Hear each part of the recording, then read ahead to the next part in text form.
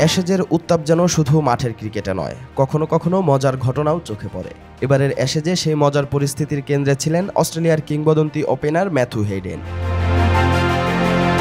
Ashes শুরুর আগে Hayden এক অদ্ভুত প্রতিশ্রুতি দিয়েছিলেন, যদি ইংল্যান্ডের ব্যাটসম্যান জো রুট এই অ্যাশেজে কোনো সেঞ্চুরি করতে না পারেন তাহলে তিনি এমসিজিতে নগ্ন হয়ে হাঁটবেন। তবে হেইডেনকে সেই লজ্জায় আর পড়তে হয়নি। রুট ব্রিসবেনের দ্বিতীয় টেস্টে প্রথম ইনিংসে অপরাজিত 138 রানে সেঞ্চুরি করেন। রুটের এই সেঞ্চুরির কারণে হেইডেনকে আর সেই বিব্রতকর পরিস্থিতি পালন করতে হয়নি। আর এখন এই অদ্ভুত পরিস্থিতি নিয়ে হাসি ঠাট্টা করেছেন হেইডেনের কন্যা গ্রেস হেইডেন।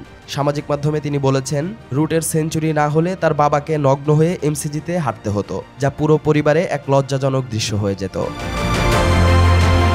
গ্রেস মজার ছলে জানিয়েছেন, ভবিষ্যতে যদি তার বাবা আবার এমন অদ্ভুত প্রতিশ্রুতি দেন, তিনি তখন তার বাবাকে অস্বীকার করবেন। তিনি ইনস্টাগ্রামে এক পোস্টে জো রুটকে ধন্যবাদ জানিয়েছেন এবং বলেছেন, রুটের সেঞ্চুরি আমাদের সবার চোখকে লজ্জাজনক এক দৃশ্য দেখার হাত থেকে বাঁচিয়েছে। রুটের সেঞ্চুরি একদিকে ইংল্যান্ডকে যেমন মাঠে কিছুটা আত্মবিশ্বাস দিয়েছে, অন্যদিকে ম্যাথু হেইডেন এবং তার পরিবারকে স্বস্তির সুযোগ দিয়েছে।